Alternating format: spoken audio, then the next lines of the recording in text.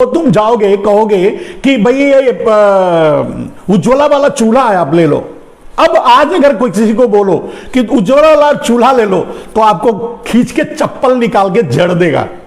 अब पूछे क्यों? क्योंकि उसको मिर्ची लगी हुई है, 1000 रुपए का वो खरीद नहीं सकता और तुम उसको उज्ज्वला की बात करोगे, क्या करेगा बताओ? ठीक है, आप तो भाई BMW में चलते हो, आप अगर 15-20 मिनट के लिए कहीं खड़े हो जाते हो तो पूरे भारत की सिक्योरिटी खतरे में पड़ जाती है, पूरा भारत ही खतरे में आ जाता है। आपके लिए नहीं कह रहा हूं, लेकिन जो आपके सांसद विधायक अब वोट मांगने जा रहे हैं उनको कहिए ना कि उज्ज्वला का नाम लेकर के, भाई तुमको उज्ज्वला दिया था, हमको वोट दे दो। तो वोट तो बाद में देगा, पहले फटा हुआ जूता घर में से लाएगा और मारेगा। लठ भी मिला तो छोड़ेगा नहीं, सर फोड़ देगा। कहने का अर्थ यह है नरेंद्र मोदी कि आप अगर पुराने देते नहीं थे या कम देते थे या जो भी था वो लोग लेते थे, लेने की कोशिश करते थे, लेकिन आज आप दोगे तो भी कोई लेने की हिम्मत नहीं करेगा। मैंने उज्ज्वला का उदाहरण दे दिया, आप समझ गए होंगे मैं क्या कहना चाहता हूं। और यही हाल हर नागरिक का है भारत में। आप उसको दो, वो कहे, वो हाथ जोड़, आप कुछ देने लगोगे तो हाथ जोड़ कर कहेगा मोदी जी मत दीजिए, मोदी जी मोदी जी वाह, मोदी जी वाह, आप बहुत अच्छे हैं, मैं कहता हूं आप मुझे मत दीजिए। क्योंकि उसे पता है कि अगर आप दे दिए तो फिर उसकी किडनी निकाल लोगे, आप आपकी वो आंखें निकलवा लोगे, आप पता नहीं क्या क्या ले लोगे, वो उसे पता है। इसलिए वो कहेगा कि आप मोदी जी मत दीजिए। और वैसे भी देश अब आपसे हाथ जोड़ चुका है, मोदी जी आप कुछ मत दीजिए, बस आप गुजरात चले जाइए, और यही मांगता है आपसे देश। खैर, मैं उनकी तरफ से आपसे कह दे रहा हूं, आप भी समझ लीजिए।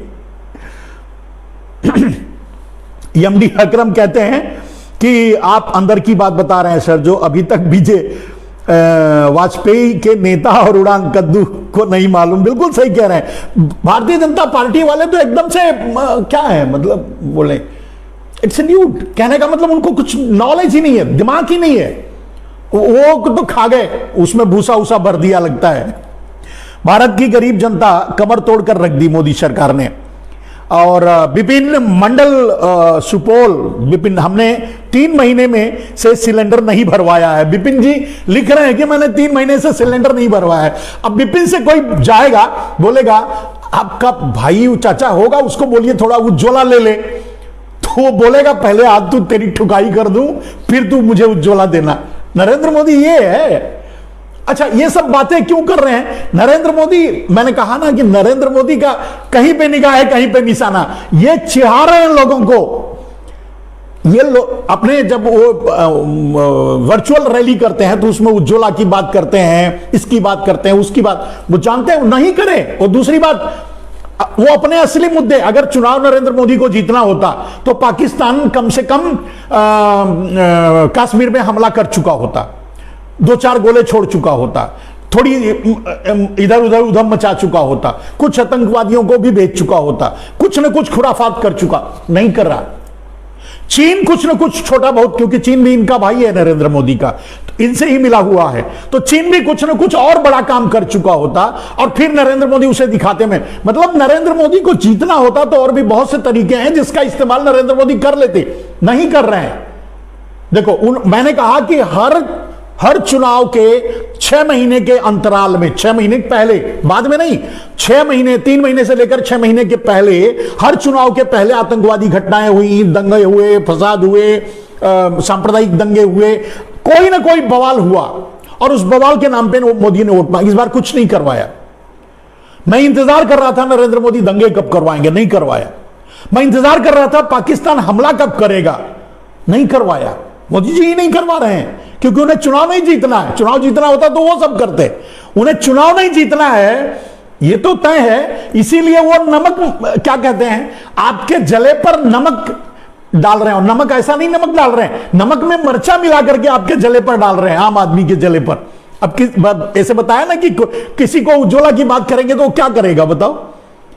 और जानबूझकर अब तीर पर तुक्का ये कि जानबूझकर कोरोना पीरियड की बात छेड़ रहे हैं, जब लाशें, मतलब अभी उसको आगे बताएंगे आपको।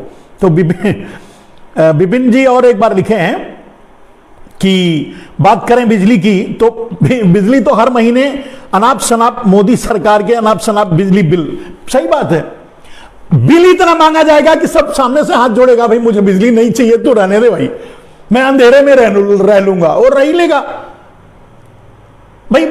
जब बिजली का बिल देने को नहीं रहेगा तो क्या कहेगा, अंधेरे में ही रहेगा ना, बोलेगा नहीं भाई माफ कर दो मुझे, मैं अंधेरे में ही रह लूंगा। यह है मोदी का विकास, मोदी देंगे। अब चलिए, डीजल उपलब्ध है, अगर नरेंद्र मोदी का है सब जगह, देखिए पहले डीजल का शॉर्टेज भी होता था, उपलब्ध है तो उपलब्ध तो है, लेकिन खरीदने के लिए पैसा कहां किसके पास, 100 रुपये डीजल कौन खरीदेगा। तो अब बेचारा डीजल भी नहीं चला, पहले तो क्या बिजली नहीं आती थी तो डीजल चला के काम कर लेता था, नहीं ट्रैक्टर लगा करके उससे ही काम चला लेता था, बिजली की जगह इन्वर्टर वगैरह और दूसरे माध्यम को, आज वो उसको नहीं कर सकता। हरिओम मीना लिखते हैं बीजेपी की तो गई, मोदी जी भी गए, वो जाने के, मोदी जी नहीं जाने वाला है, वो षड्यंत्रकारी है, वो सत्ता अपने हाथ में रखेगा, लेकिन उसे तो निपटाना किसको है, क्या बोलते हैं उसको, योगी जी को। और वो वहां है ना एस के सिन्हा, ए के सिन्हा कोई है, कोई शर्मा, उसको लगा रखा है वहां। तो अकरम जी लिखते हैं जब मोदी की राष्ट्रपति बनने ही जो काम का सिग्नेचर नहीं करना चाहिए उसको भी पूरा कर देंगे और चाइना हमारे सिर पे बैठेगा। बिल्कुल सही बात है।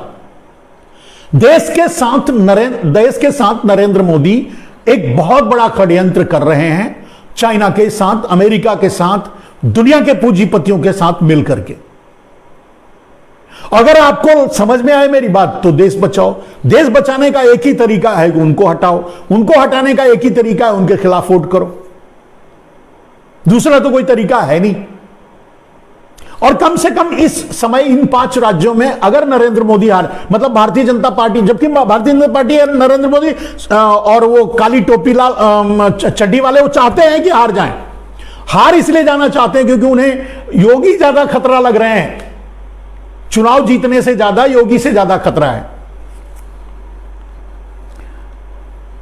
15 लद्दाख की तरह और सब भी जुमला, 15 लाख की तरह और भी सब जुमला, बिल्कुल सही बात। तो दोस्तों अब आगे आते हैं अलग पॉइंट पे। समस्या पैदा करो, नरेंद्र मोदी ने संसद में कहा कांग्रेस के लिए कि समस्या पैदा करो और समेट लो, यानी समस्या पैदा करके कांग्रेस जो थी समस्या पैदा करती थी और उस समस्या के बहाने से लूटती थी, नरेंद्र मोदी का कहना है। और मेरा कहना है कि आपने तो बिना समस्या के ही पूरा देश लूट डाला पहले 6 साल में, बाद का बचा दो कोरोना पीरियड, उसमें भी जमकर लूटा। अब नहीं लूटा तो अडानी अंबानी इतने ऊपर कैसे गए, और उस काल में गए जब लोग नौकरी छोड़ दिए। अब एक बात बताओ, एक फैक्ट्री है, उस फैक्ट्री में आपका वहां से लोग वर्कर बाहर आ गए, उनकी नौकरी छूट गई, वो घर चले आए और उस फैक्ट्री का मालिक अरबपति हो रहा है, खरबपति हो रहा है। वो जो है विश्व का दूसरे नंबर पे, उसकी फैक्ट्री बंद है और उसका धन बढ़ता जा रहा है। तो आखिर कैसे, इस राज को बाद में बताएंगे, अभी थोड़ी देर बाद कैसे उसको भी बताएंगे। तो दूसरे मुद्दे पर चलते हैं। अमित शाह जी कहते हैं कि ओवैसी को सुरक्षा ले लेनी चाहिए, लेकिन ओवैसी सुरक्षा लेके क्या करेंगे, क्योंकि ओवैसी की आपकी मिलीभगत है, आप ओवैसी भी जानता है, आप भी जानते हो, ये तो सब ड्रामा था।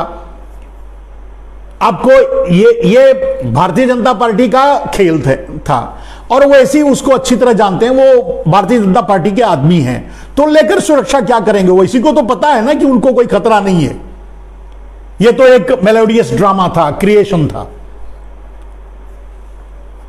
तो इसलिए वो लेने की जरूरत नहीं है, वो लेंगे नहीं। आप देश को बरगला रहे हो, बहका रहे हो, उनको खतरा, उनको कहां खतरा है, खतरा है आपसे, और आप उनके साथी हो, तो खतरा कहां से है।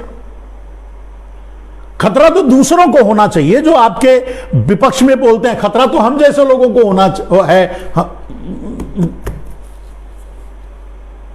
जो हम आपके विरोध में बात करते हैं, उनको खतरा कहां से है, कैसे है। आप खुद ही समझ लो, सवाल ही नहीं उठता उनको खतरा है। तो उनको यह बात ओवैसी को भी पता है कि उन्हें खतरा नहीं है, तो क्यों लेगा? उसे पता है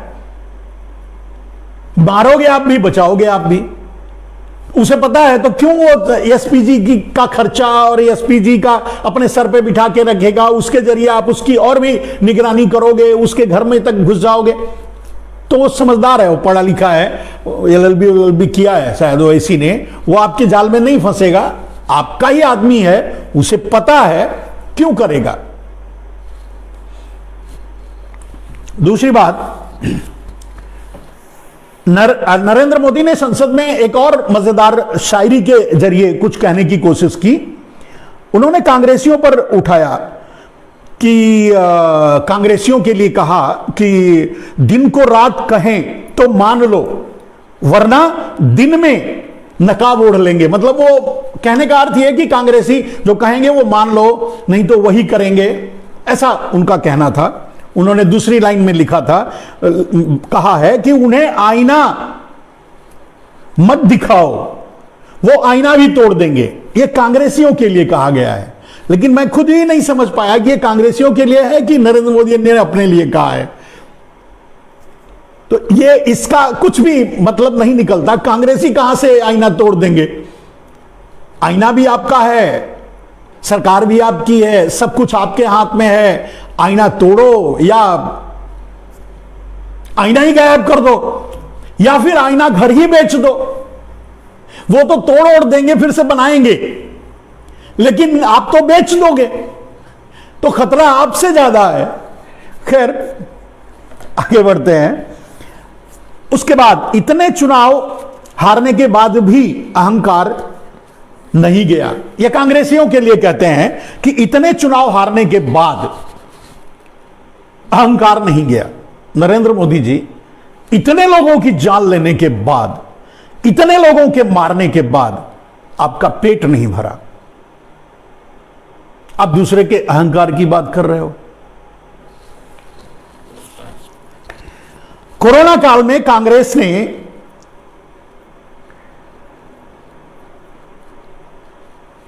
बहुत बड़ा पाप किया। कोरोना काल में कांग्रेस ने बहुत बड़ा पाप किया। अब कोरोना काल का जिक्र, यहीं से बात शुरू होती है मेरे दोस्त, कि कोरोना काल का जिक्र नरेंद्र मोदी ने क्यों किया। कोरोना काल पर मैं आगे पूरा डिटेल्स में आपको बताऊंगा। उसके पहले छोटी छोटी और बातें जो कुछ नरेंद्र मोदी ने कही, उसको बता देता हूं। भारत, उन्होंने कहा कि भारत कांग्रेस से तंग आ चुकी है।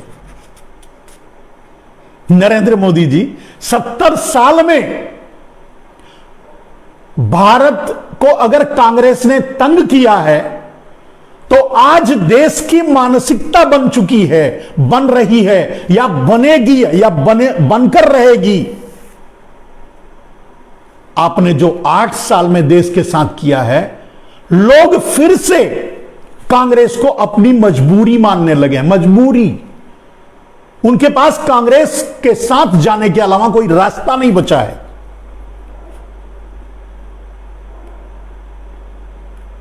अगर कांग्रेस 70 साल में जो किया देश के साथ, देश के लिए, उस सब को आपने बेच डाला 7 साल में, उस सब को बर्बाद कर दिया आपने 7 साल में। कैसे देश नहीं सोचेगा नरेंद्र मोदी?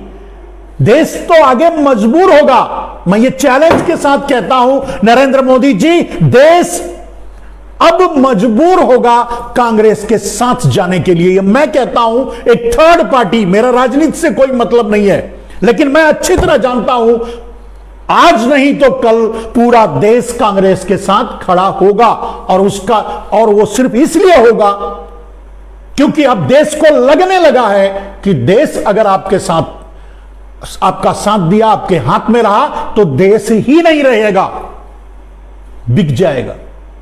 आपने यह साबित कर दिया है। तो अब कांग्रेस का रोना तो बंद ही कर दो तो अच्छा है। अगर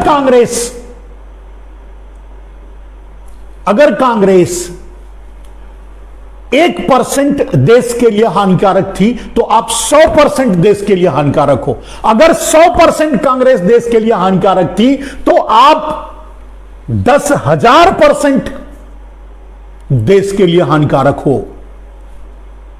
तो कहां जाएगा देश?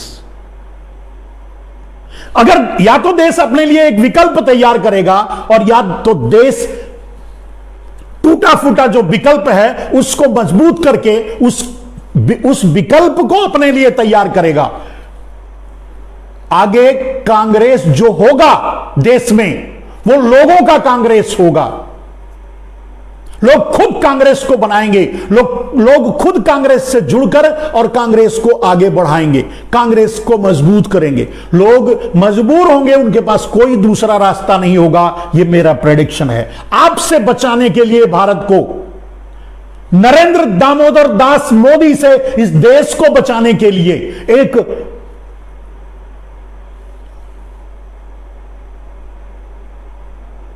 एक दलाल गुजराती से जो देश बेचना चाहता है, उससे बचाने के लिए पूरे देश के सामने एक ही विकल्प बचेगा, वो है कांग्रेस। और उसको जाना ही पड़ेगा और लोग जाएंगे। मेरी बात लिख करके हर आदमी रख ले, आप रख लो, सब रख ले, कोई रास्ता नहीं है। क्योंकि इतने जल्दी, क्योंकि आपने इन 7 सालों में, 8 सालों में जो देश का हाल किया है, वो 70 सालों में उतना बर्बाद देश को कांग्रेस ने नहीं किया है। तो अब अगले 1 साल 2 साल में कोई किसी में इतनी कुवत नहीं है जो एक नरेंद्र मोदी और भाजपा का विकल्प तैयार कर सके। तो क्या करेगा? टूटा फूटा जो भी आधा अधूरा जिस भी हालात में कांग्रेस है उसका साथ देगा, उसके साथ जाएगा, उसके साथ खड़ा होगा और आपसे लड़ेगा, आपसे देश को बचाएगा। यह होगा। मैं थर्ड पार्टी हूं, मेरे से किसी से कोई मतलब नहीं है, किसी पार्टी से, आपसे, वो से, और आपसे नरेंद्र मोदी, आपकी पार्टी में आपसे ज्यादा मेरे मित्र हैं।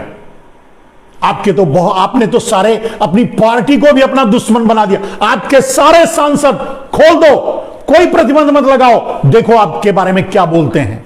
आपकी पार्टी में आपसे ज्यादा मेरे मित्र हैं।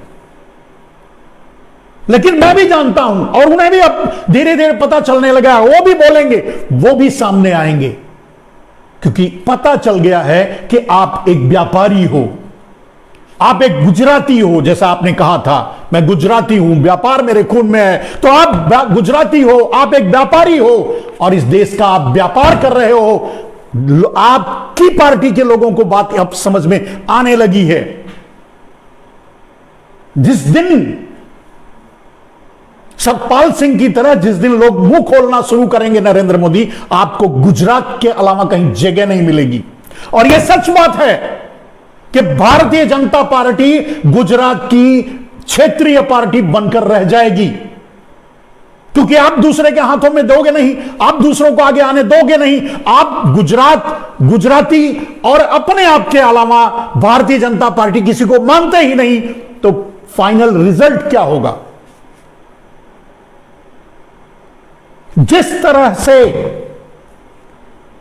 सारी पार्टियों को छोड़कर, दूसरी पार्टियों को छोड़कर, कांग्रेस को छोड़कर सब पलायन करके आपके पास गए थे, आपके साथ गए थे, आप में मसीहा ढूंढ रहे थे, आपसे अच्छी उम्मीद किए थे, उसी तरह जिस तरह से उनका उम्मीद टूटा है, देश का सपना टूटा है, देश से के साथ धोखा हुआ है, वो एक बार फिर वापस कहां जाएंगे?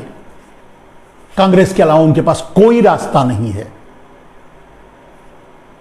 It's a third person. I don't have any interaction in politics. मेरा कोई इंटरेस्ट नहीं है, कोई इंटरेक्शन नहीं है, कुछ भी नहीं है। और आप तो मेरी जांच वांच करवा के जेल वाल भेज के देख चुके हो। आज थर्ड पार्टी में कहता हूं नरेंद्र मोदी, लोगों के पास कांग्रेस के अलावा कोई विकल्प नहीं बचा है। आपने ऐसी स्थिति ला दी है देश में, लोगों को मजबूर कर दिया है। आगे कुछ बातें। तो दोस्तों, तो कोरोना काल के कांग्रेस के पाप की चर्चा अंतिम पैराग्राफ में करेंगे। भारत कांग्रेस से तंग आ चुका है, उसके बारे में आपको बता दिया। महंगाई के लिए कांग्रेस और चिदंबरम जिम्मेदार हैं। नरेंद्र मोदी ने संसद में कहा कि महंगाई के लिए कांग्रेस और चिदंबरम जिम्मेदार हैं। अच्छा हुआ आपने थोड़ा और पीछे जाकर के नेहरू को जिम्मेदार नहीं ठहराया है। बहुत सी चीजों में आपने नेहरू को जिम्मेदार ठहराया है, वैसे महंगाई के लिए भी आपने जिम्मेदार ठहराया है। आपने उनका भी उदाहरण दिया कि लाल किले से बोले थे कभी नेहरू जी की अगर कोरिया में कुछ होता है, अगर अमेरिका में कुछ होता है तो उसका असर भारत के महंगाई पे पड़ता है। नरेंद्र मोदी जी, दुनिया में चाहे जो हो रहा है, भारत में दुनिया से भारत कट चुका है। दुनिया में जो भी होने दो, विकास होने दो, नीचे जाने दो, ऊपर जाने दो, उसका उदाहरण तेल है। अंतरराष्ट्रीय बाजार में तेल का दाम घटा, भारत में तेल का दाम बढ़ा। कहां? अब तो दुनिया का भी असर भारत में नहीं होता। बढ़ना है तो बढ़ना है। पहले महंगाई राष्ट्रीय और अंतरराष्ट्रीय परिस्थितियों के अनुसार होती थी। आज महंगाई नरेंद्र मोदी की जुबान पे चलती है, नरेंद्र मोदी के इरादों पे चलती है, नरेंद्र मोदी की जरूरत के अनुसार चलती है। कैसे बताइए, बताऊं? नरेंद्र मोदी, चुनाव चल रहा है, अब आप खुद ही बता दो, अगर नंगई ना करो तो साफ साफ बताओ संसद में कल कि अंतरराष्ट्रीय बाजार में तेल का दाम बढ़ा भी है, फिर भी महीने भर से कोई तेल का दाम नहीं बढ़ा भारत में। क्यों? अंतरराष्ट्रीय बाजार में तेल का दाम घटने के बावजूद बढ़ता था, लेकिन इस समय नहीं। मतलब अंतरराष्ट्रीय बाजार में तेल का दाम बढ़ रहा है, फिर भी भारत में घट रहा है। क्यों? क्योंकि चुनाव है।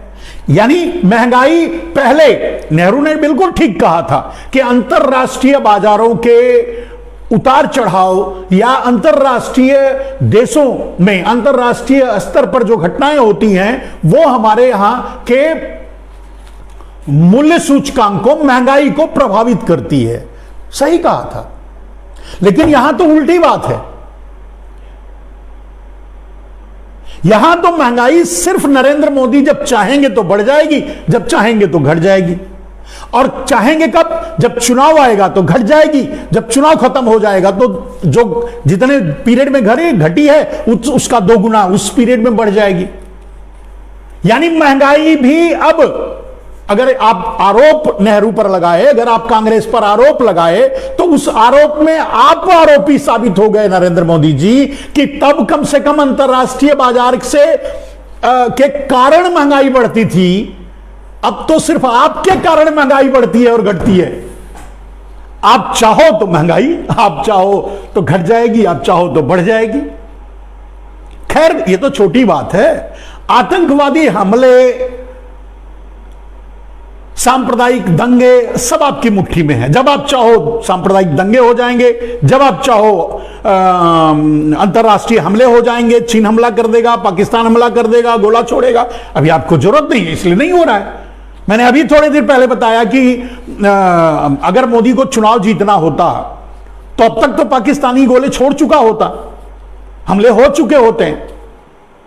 इसका मतलब नरेंद्र मोदी को चुनाव जीतना ही नहीं है। और आपने यह साबित भी कर दिया, आपने संसद में कोरोना की बात छेड़ करके आपने यह साबित कर दिया कि आपका इरादा क्या है। आप यूपी सहित 5 राज्य हारना चाहते हो, और यूपी, दूसरे राज्य तो चलो जो भी होगा होगा, लेकिन यूपी हारना चाहते हो क्योंकि आप योगी को निपटाना चाहते हो।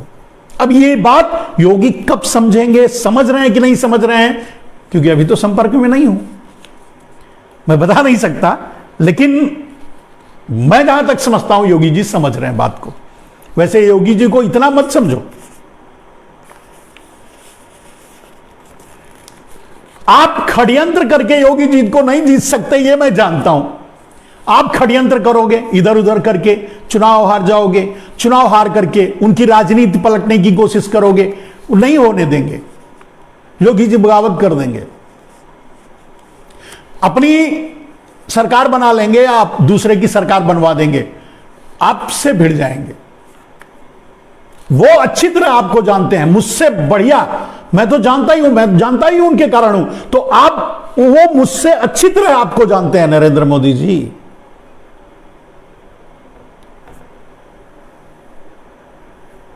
आपके षड्यंत्र को मैंने योगी जी की आंखों में पढ़ा है, अच्छी तरह जानते हैं। आप नहीं निपटा सकते, कोशिश कर लो आप, योगी जी को नहीं निपटा सकते, ये तो तय है। सरकार चाहे किसकी भी बनेगी, आपकी नहीं, आपके षड्यंत्र की नहीं होगी, आप सफल नहीं होंगे, कर लो।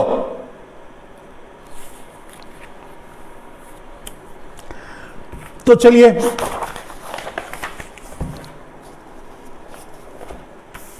वही बात मैंने कहा कि नेहरू ने कहा था महंगाई पर विदेशों की घटनाओं का असर पड़ता है। आपने, नेहरू ने लाल किले से कहा था, आपने लाल किले से पता नहीं क्या क्या कहा था, उसको अगर बोलने लगेंगे तो 10 दिन बोलेंगे, वो छोड़ दीजिए। नेहरू ने कभी कहा था कि अंतर्राष्ट्रीय घटनाओं का असर भारतीय बाजार पर, भारतीय महंगाई पर पड़ता है। मैं ये कहता हूं किसी चीज का असर भारतीय बाजार पे नहीं पड़ता, सिर्फ मोदी के जरूरत का असर पड़ता है भारतीय बाजार पे। अडानी अंबानी को पैसा चाहिए, कम हो गया तो बाजार में दाम बढ़ जाएगा।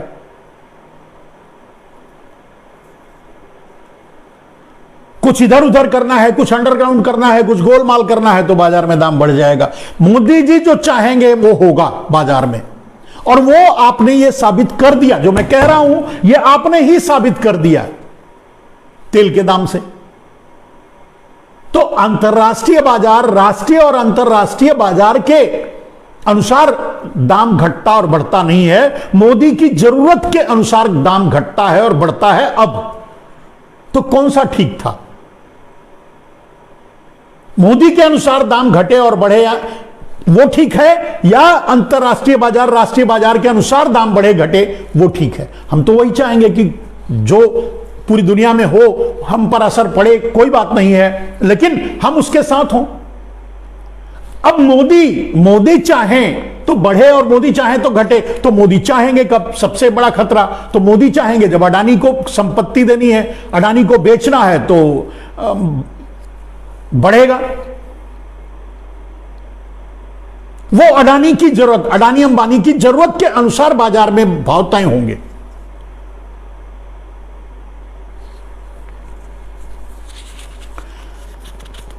कांग्रेस, फिर आपने एक बार मतलब ऐसे ऐसी बातें कही है जिससे कि सीधा असर वहां पर हो, उत्तर प्रदेश के चुनाव पर। कांग्रेस टुकड़े टुकड़े गैंग की लीडर बन गई है।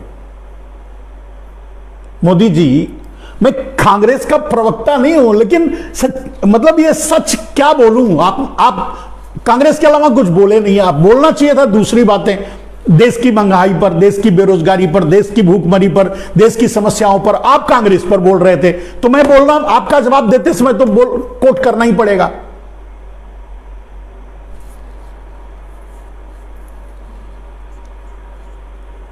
तो टुकड़े टुकड़े गैंग की लीडर कांग्रेस नहीं, आप बन चुके हो। मॉब लिंचिंग कौन कर रहा है? देश के टुकड़े टुकड़े कौन कर रहा है? अभी कर्नाटका में आपकी पार्टी ने और काली टोपी हाफ पैंट वालों ने और आपके लोगों ने हिजाब पर अब बैन लगाना चाहते हैं। वो चाहते हैं अब हिजाब पहनकर महिलाएं हिजाब ना पहने। अब उनसे मैंने कल बताया था कि उनसे पूछो क्यों, क्या चाहते हैं?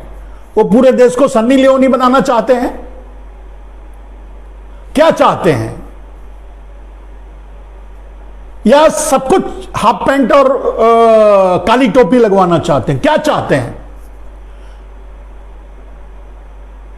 जो आपका गैंग तय करेगा वही लोग पहनेंगे, वही खाएंगे। क्या यही न्याय है? क्या यही जस्टिस है?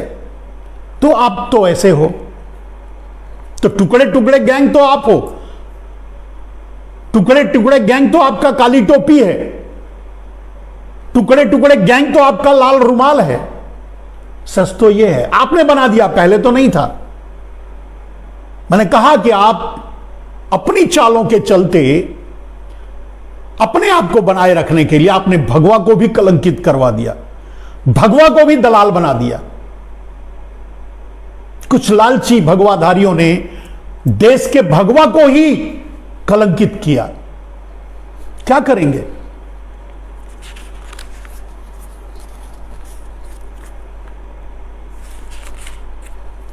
कोरोना काल में जिन्होंने अपनी जिम्मेदारी निभाई, आपने कहा मतलब आप है उनको आप दंडित कर रहे हो। पीएम केयर फंड की चर्चा,